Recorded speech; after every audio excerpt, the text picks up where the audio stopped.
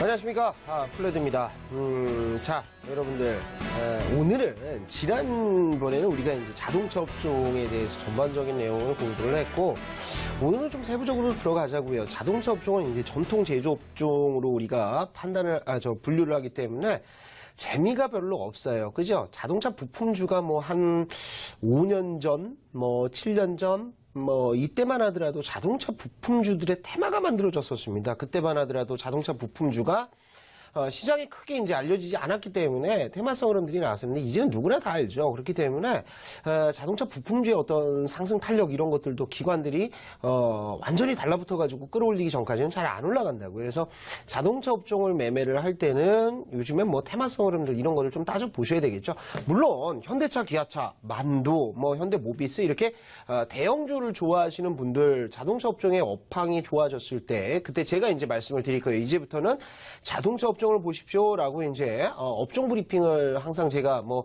아시아경제 TV 통해서 말씀을 좀 드리고 있는데 그렇게 말씀드릴 때 이제 매매를 하시면 될 것 같고 통상적으로 이제 테마성 흐름들이 이제 순환매가 좀 돕니다. 그래서 뭐 정책주가 돌고 제약주가 갔다가 바이오 헬스케어 갔다가 뭐 또 뭐 이런저런 테마들 뭐 한 2년 전에는 뭐 비트코인, 사물인터넷, 핀테크 이런 거 돌았었잖아요. 그런데 이제 돌고 돌아서 전기차와 자율주행 자동차의 테마가 다시 한번 올라갈 가능성들도 굉장히 많아 보인다는 거죠. 그래서 우리가 정리를 좀 합시다. 그래서 30분 동안 정리를 다 할 수는 없는데 일단 개념들을 좀 알아보고 가는 시간으로 생각하시면 좋을 것 같아요. 자, 오늘은 두 개를 뭉뚱그려서 보겠습니다. 전기차 테마와 자율주행 자동차 테마를 볼 거예요. 그런데 이 두 가지 테마, 요 테마인데 전기차는요. 언제부터입니까? 한 2002년, 2003년? 이때부터 막 폭발적으로 올라갔었죠. 그래서 제가 이제 오늘 하나 말씀을 드릴 것은 뭐 전기차 테마 들어가기 전에 말씀을 드릴 것은 우리가 오래된 테마들이 있어요. 예를 들어서 황사 관련 테마 있죠. 황사.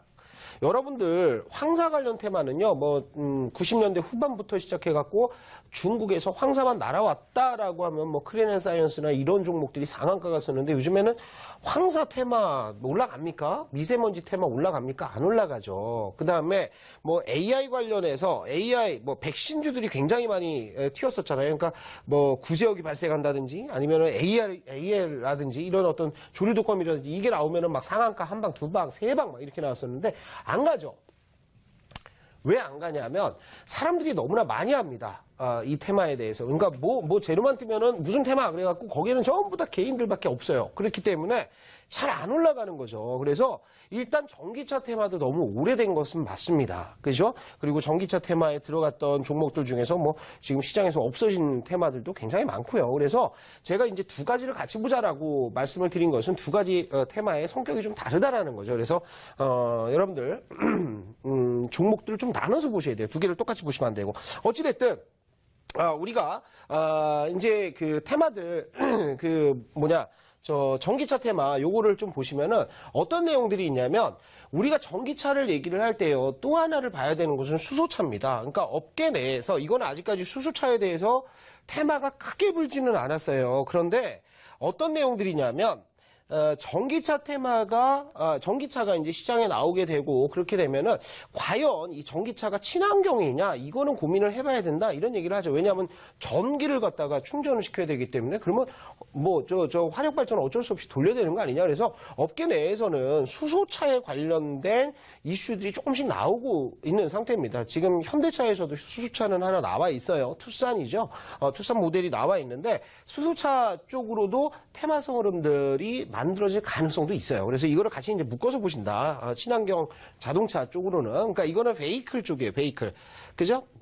그건 뭐냐면 타고 다니는 뭐 이런 그 베이클 차원에서 이제 접근을 하시면 좋을 것 같고요. 어떤 게 있냐면 커넥티드 카라고 있어요. 커넥티드 카. 지금 이제 이 비율이 안 맞아가지고 지금 좀 가려져 있는데 커넥티드 카하고 지금 이거는 뭐냐면 자율주행 자동차예요. 자율주행 자동차인데 이 자율주행 자동차하고 이제 어떤 내용들이냐면 현재 커넥티드 카는 상당히 많이 나와 있습니다. 그러니까 자동차를 운전하면서 DMB를 보신다든지 아니면 와이파이를 쓰신다든지 이런 것들이 커넥티드 카라고 생각하시면 돼요. 그러니까 여기에서 결국에는 자율주행 자동차 쪽으로 간다라는 차원이죠. 그래서 이렇게 보시고 일단 중요한 것은 중요한 것은 그 종목들을 보셔도요, 뭘 보셔야 된다. 제가 지난 시간에 말씀을 드렸듯이 IT 쪽을 좀 보셔야 될 것 같아요. 전장 분야죠. 전장 분야에 이제 그 종목들이라든지 아니면 시장이 굉장히 넓어질 가능성들이 있다. 이렇게 보시면 좋을 것 같은데 전기차의 현재 시장의 기회 요인과 위험 요인을 좀 따져 보겠습니다. 뭐냐면 기회 요인은 지금 문제가 됐던 것은 전기차의 주행 능력이었어요. 한번 충전해가지고 60km 간다. 못 가죠. 오르막 많고 그러면은 뭐 30km밖에 못 갔었어요. 그런데 지금은 300km에서 400km까지 달릴 수가 있습니다. 그죠? 한번 충전을 해서. 그래서 이 주행 능력 향상이 됐기 때문에 결국에는 뭐가 된다? 이게 시장 확대될 수 있는 가장 큰 요인이라고 생각을 하시면 좋을 것 같아요. 그 다음에 또 한 가지는 뭐냐면 차량 가격이 하락을 하죠?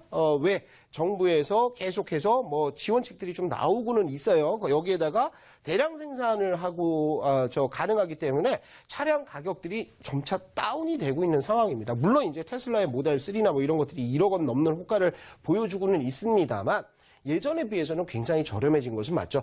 또 한 가지는 뭐 파리 협약부터 시작해서 이따가 나오겠습니다만 환경 관련 규제가 지금 강화가 되고 있는 상황이죠. 그렇기 때문에 일단 전기차 시장은 늘어날 수밖에 없습니다. 지금 현재도 늘어나고 있고요. 그런데 이제 문제가 있어요. 문제가 뭐가 있냐면 2차 전지, 그러니까 주행 능력이 향상된다는 것은 2차 전지가 점점 대형화된다는 거예요. 그리고 수요도 많아지고. 그런데 2차 전지를 만드는 것이 리튬이라든지 코발트라든지 이런 어떤 그 소재들인데 이게 이제 수급이 불안할 수 있다는 거죠. 그러니까 최고라는 양들은 정해져 있는데 폭발적으로 수요가 증가를 한다. 그렇다면 전기차에 들어가는 배터리 수요 이것도 문제가 될 수 있다는 것이 이게 이제 위험 요인이고 또 한 가지는 정부의 정책 지원들이 지금 나오고는 있지만 감소할 가능성들이 많아 보인다 이거죠. 그렇다면 우리나라도 뭐 1,700만 원인가요? 얼마 이제 저걸 해주죠. 보조금을 지원을 해주죠. 최대 1,700만 원까지 지원을 해주는데 그 지원금들이 정부의 어떤 그 재정 정책이라든지 이런 거에 따라서 이제 줄어들게 된다라고 하면 차값이 올라가잖아요. 그래서 요것이 이제 유럽 시장이나 이런 데서 이제 문제가 되고 있는 거고요. 마지막으로 실제 사용자들에 있어서 가장 큰 문제는 충전소의 부재입니다. 충전소가 별로 없어요. 물론 주행 능력들이 향상이 되고 있기 때문에 괜찮지만 여러분들 기름 넣기 위해서 한 30km를 달려가야 된다라고 생각해 보세요. 그러면 끔찍하죠. 그렇기 때문에 이 충전소가 인프라가 확실하게 생기기 전까지 인프라 투자가 되기 전까지는 전기차 시장에 어떤 위협으로 작용할 가능성들이 있다라는 거죠. 전체 시장은 이런 상태인데요. 그럼에도 불구하고 지금 글로벌 전기차 시장은 상당한 상승들을 좀 하고 있습니다. 성장들을 하고 있어요. 그러니까 연평균에서 몇 퍼센트?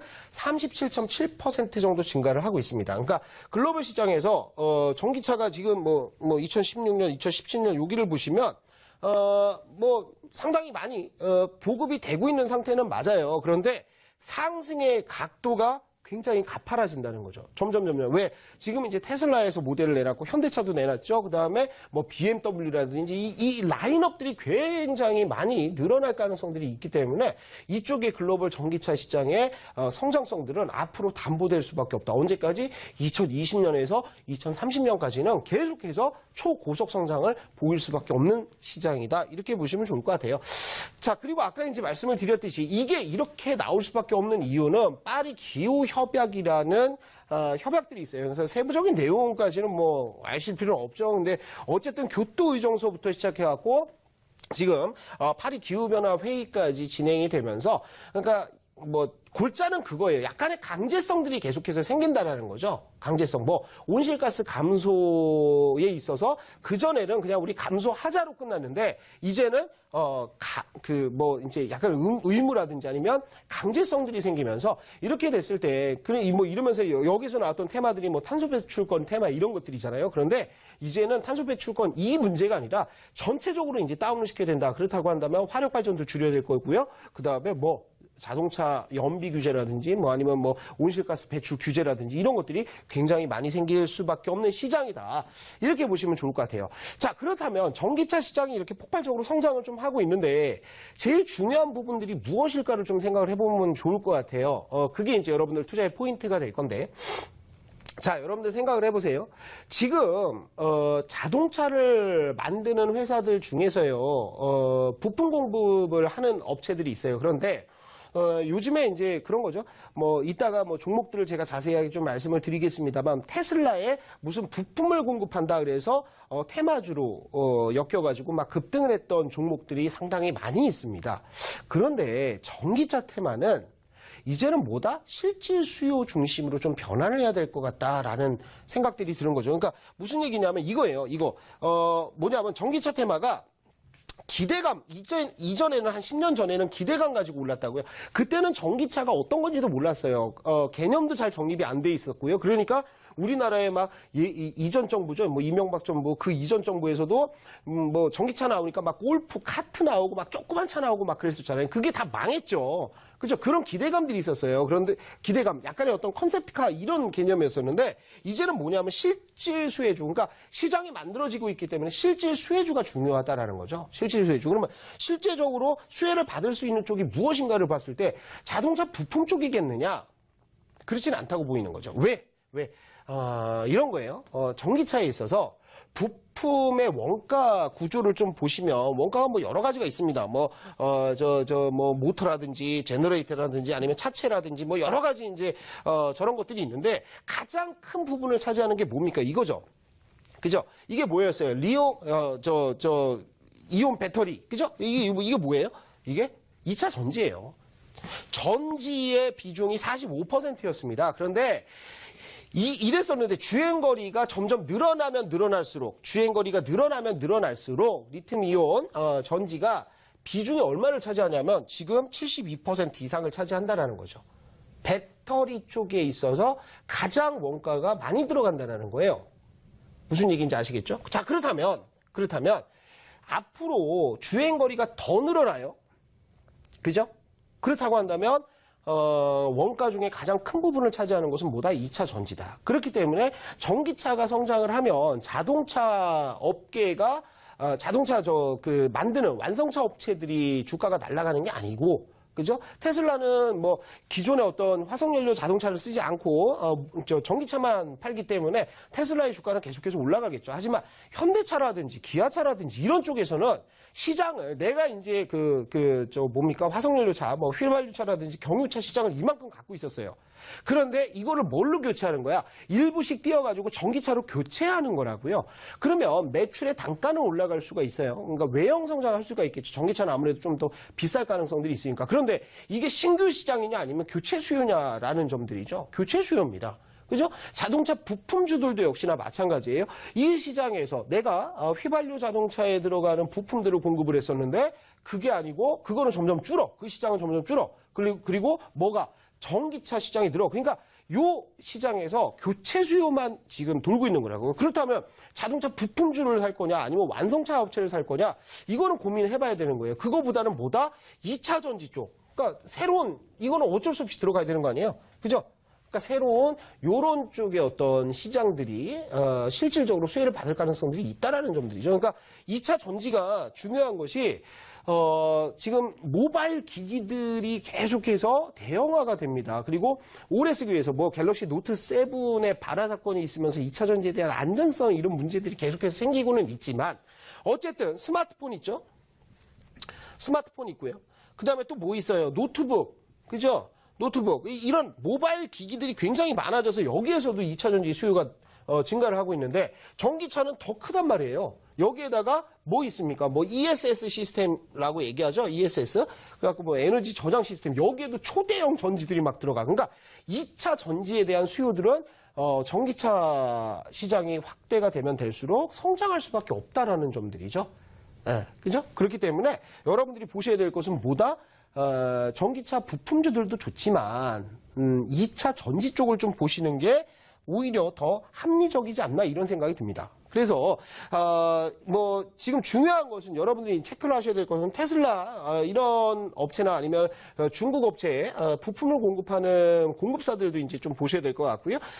중요한 것이 대형 2차 전지 제조 밸류체인 업체. 그러니까 2차 전지 뭐 소재를 만든다든지 응급할 물질, 양극할 물질, 분리막, 전해질 뭐 이런 것들 케이스 이런 거 만드는 업체들뿐만이 아니라 뭐 여기에 들어가는 뭐 소재, 그다음에 2차 전지 실제 만드는 업체들, 이런 업체들의 실적들은 챙겨 보셔야 된다는 거죠. 그다음에 전기차에서, 이거는 좀 나중에 일어날 것 같아요. 전기차에서 수소차에 대한 기대감들이 넘어가느냐 이쪽으로, 그러니까 시장이 이쪽으로 넘어가느냐, 이런 것들은 좀 챙기시면서 수소차 관련 테마주들도 일단은 좀 모아서 관심 종목에 갖고 계시는 게 좋지 않을까, 이렇게 생각이 됩니다.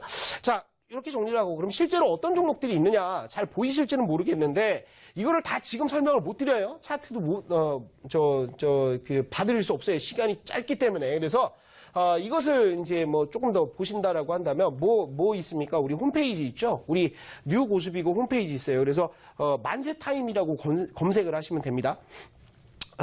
뭐 검색창에 여러분들 포털 검색에 만세타임이라고 검색을 하시면 거기에 우리 방송의 홈페이지 있어요. 거기에다가 제가 자료를 올려놓을게요. 그리고 여기만 요 종목만 있는 게 아니고 전기차 관련주도 굉장히 많습니다. 여기에다가 2차 전지 관련주도 다 정리를 해야 되는데 종목이 막 4, 50개 돼요. 근데 그 중에서도 중요한 종목들을 제가 좀 정리를 해서 올려놓을 테니까 만세타임 홈페이지 찾아서 오세요. 그 검색창, 포털 검색창에 만세타임이라고 치시면 됩니다.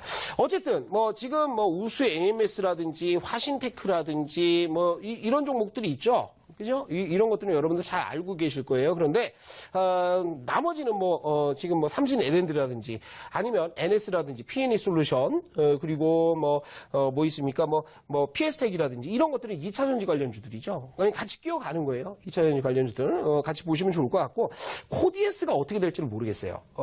코디에스, 이게 실질적으로 코디에스가 전기차 충전소를 만드는데 실제 수요를 얼마나 받는지는 저도 이제 따져봐야 되겠습니다만, 인프라가 만들어져야 되기 때문에 그래서 전기차 인프라를 만드는 뭐 PS텍이라든지 아니면 그다음에 저 코디에스라든지 요런 쪽에 또 수성이라든지 급속 충전기죠. 이렇게 인프라 구축하는 종목들도 상당히 못 갔었습니다. 코디에스만 이제 뭐 탄력 있게 움직였었는데 뭐 요런 것들도 좀 챙겨 보시면서 섹터를 좀 나눠서 보세요. 그래서 뭘 보시냐면 정부의 정책을 보시는 거죠.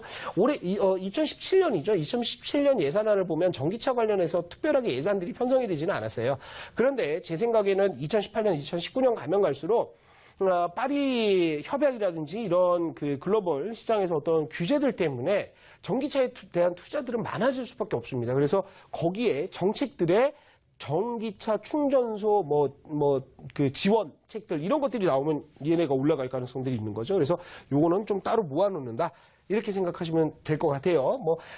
제가 풍족하게 지금 설명은 못 드렸어요. 종목 하나하나를 좀 봐야 되는데, 그래서 더 설명이 필요하신 분들은 만세타임 홈페이지 오시면 거기에 이제 제가 무료 방송, 무료 온라인 강의를 할 때가 있습니다. 종종 자주 해요. 그래서 거기 오시면은 그때 오셔가지고 전기차 좀 정리해 주세요라고 말씀을 하시면 제가 전기차 관련주들 조금 더 설명을 드리고 그때는 종목들을 좀 뽑아 드린다, 이렇게 생각하시고요. 만세타임 홈페이지로 들어오시면 될 것 같고, 자, 이겁니다. 이제 다음으로 넘어가서 시간이 얼마 없는데 자율주행 자동차가 테마가 좀 만들어졌었어요. 그런데 자율주행 자동차는 뭐 스마트카라고 우리가 통칭을 좀 해야 될 것 같아요. 이 스마트카는 여러 가지 요인들이 좀 있어요. 여러 가지 요인들이 있는데 그냥 이것만 생각하시면 돼요. 목적성이 뭐냐? 스마트카의 목적이 뭐냐? 스마트 도시입니다. 스마트 도시.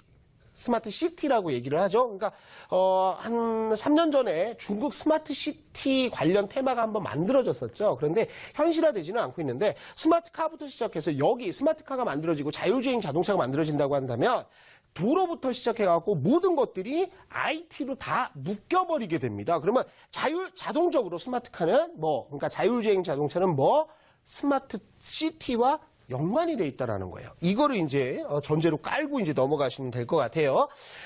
스마트카의 이제 전신, 그러니까 자율주행 자동차의 전신, 이것은 이제 커넥티드 카라고 생각을 하시면 돼요. 커넥티드 카. 근데 이거는 실제로 시장이 만들어져 있죠. 커넥티드 카 비중이 벌써 2015년에 13%가 됐고요. 2016년에 19% 이렇게 예상이 좀 되고 있다라고 보시면 되죠. 이게 이제 급속도로 올라갈 건데, 자율주행이 되는 것들, 자율주행도 이제 단계들이 있습니다. 단계들이 있는데 지금 이 단계들로 따지면은 어느 정도 진행이 돼 있는 상황이에요. 근데 어찌됐든 자율주행 자동차가 얼마 500만 대 이상 2020년까지 늘어날 수 있다. 이런 생각들이고, 여기에는 사실은 이 자율주행 자동차는 누가 만드는 거냐면요. 현대차나 기아차 같은 완성차 업체는 이거를 별로 달가워하지는 않아요. 자율주행 자동차를. 이 시장은 누가 만든다? IT 업체들이 만듭니다. 전장 쪽이죠. IT 업체들이 만들어요. 그러니까 자율주행 자동차를 지금 하고 있는 것들이 뭐 있습니까? 대표적으로 구글이 있었고요. 애플도 한번 얘기를 했었죠. 다 IT 업체들이에요. 왜냐하면 시장을 만들어야 돼요. 새로운 시장들을. 지금 모바일 기기 시장을 만들어서 스마트폰 시장을 만들었는데 이 시장이 격화가 됐습니다. 완전 레드오션이 돼 있어요. 중국 업체들하고 애플하고 삼성하고 그냥 난투극을 벌이죠. 여기에서 막 대만 업체들 나가 떨어졌고. 그러니까 이 시장에서는 더 이상의 어떤 가치를 창출하기가 어려워. 그래서 IT 업체들이 어디로 갔느냐? 이 스마트카, 자동차 쪽으로 가고 있는 거죠. 그죠? 이렇게 보시면 돼요. 그러면 여기에서 여러분들 알 수 있죠? 대부분의 이 자율주행 자동차 관련주들은 뭐겠어요? 대부분 IT 업체입니다. 그죠? 볼게요. 자, 그래서 지금 ADAS라고 해서 운전자 보조 시스템들이 좀 나오고 있어요. 운전자 보조 시스템이 나오고 있는데 이것은 뭐 생체 인증 시스템. 그래서 얼마 전에 기아에서 나왔던 차는 이렇게 녹화하면 열리는 차가 나오고 막 그러죠. 그런데 이게 지문 인식을 한다든지 이런 것들로 갈 것 같아요. 그래서 지문 인식뿐만이 아니라 음주 했을 때 시동이 안 걸리게 한다든지 이미 이제 적용이 되고 있는 겁니다. 그래서 이런 것들이 점점 발전을 한다. 운전자 보조 시스템에서 뭘로 자율주행 쪽으로 발전을 하는데 그 단계가 이렇게 된다는 거예요. 지금 여러분들 한 10년 전, 20년 전에 수동주행이었죠. 다 손으로 했습니다. 근데 이제 기아부터 시작해가지고 기능들이 하나씩 생겨요. 단일 기능 자동화가 있습니다. 그러니까 간단하게 얘기해서 변속도 이제 오토 변속이 됐죠. 그 다음에 와이퍼를 켜면 와이퍼도 비가 천천히 오면 조금씩 천천히 움직이다가 비가 많이 오면 막 빨리 움직이다. 이런 것들이 이제 자동화 되는 거죠. 그래서 이게 이제 통합 기능 자동화가 됐다가 제한적인 자율주행 이쪽으로 지금 가고 있는 상태예요. 그런데 이 제한적인 자율주행은 뭐죠? 여러분들 그렇게 생각하시면 돼요. 이제 운전면허 딸 때 옆에 이제 연수를 할 때요. 도로 연수를 할 때 옆에 이제 강사가 타잖아요. 그래서 강사가 브레이크 같이 밟아줄 수 있고 그렇잖아요. 그런 개념이라고 보시면 될 것 같죠. 그러니까 운전자가 타가지고 이렇게 보고 있는데, 어떤 위험이 생기고 잘못되고 그러면 핸들 잡고 할 수 있는 그런 거죠. 그러다가 나중에 레벨 4, 완전 자율화, 풀 오토매틱까지 가는 거죠. 그죠? 그러니까 눈을 뗄 수는 있어요. 지금 눈을 떼는 것들은 지금 자동차 타고 사람들이 타갖고 움직이잖아요. 그리고 브레인 오프 이제 아무것도 안 하고 있는데 여기까지는 아직은 못 갔다 이거죠. 자, 그래요. 근데 자율주행 자동차에 필요한 모듈 이런 것들을 보시면 전부 다 뭐냐면 카메라, 센서, 레이저 스캐너, 후방 레이더, 초음파 센서 이런 쪽이에요. 그러니까 전부 다 IT 기술이라는 거죠. 그래서 자동차 시장 저성장이 가지고 온 필연적인 결과일 수밖에 없다. 그리고 첨단 기술들이 필요하고요. 근데 그 중에서도 뭐가 제일 빨리 성장을 할 것 같냐면 카메라 렌즈 분야입니다. 외부에서 정보들을 받아들이는 것들이 카메라를 통해서 올 수밖에 없기 때문에요. 그래서 IT 부품의 폭발적인 성장들, 그러니까 전장 부품 이거의 폭발적인 성장 이것이 기대가 된다. 이렇게 보시면 좋을 것 같고 종목들을 보면 에이테크 솔루션이 제일 먼저 올라갔는데 종목들 쭉 한번 보세요. 이것만 있는 건 아니고 더 많습니다. 그런데 문제는 자율주행 자동차의 이 거래량들이 별로 좋지가 않아요. 지금 현재 시점에서는. 그래서 이런 것들은 한번 정리가 필요할 것 같아요. 그래서 어디로 오신다? 만세타임 홈페이지에 오시면 여러분들이 저거를 할 수 있다. 여러분들이 종목들을 좀 정리할 수 있다. 그리고 제가 무료 온라인 강연회를 하기 때문에요. 거기에 오셔가지고 종목들을 좀 더 자세하게 보셨으면 좋겠어요. 지금 시간이 짧기 때문에 제가 대략적인 종목명만 이렇게 쭉 나열을 좀 해드렸고요. 차트 흐름이라든지 아니면은 앞으로의 성장성들이라든지 이런 것들은 제가 해드릴 시간이 없어요. 그래서 온라인 무료 강연회 제가 거의 매일 합니다. 거의 매일 하니까 그때 오셔가지고 제가 언제 날 잡아가지고 언제 한번 이거 전기차하고 자율주행 자동차 말씀을 좀 드리도록 할게요. 자, 오늘 제가 준비한 내용은 여기까지고요. 욕심 때문에 너무 많은 것들을 좀 가르쳐 드리고 싶어서 지금 시간이 좀 부족한데 온라인 무료 강연회에서 다시 찾아뵙도록 하겠습니다. 감사합니다.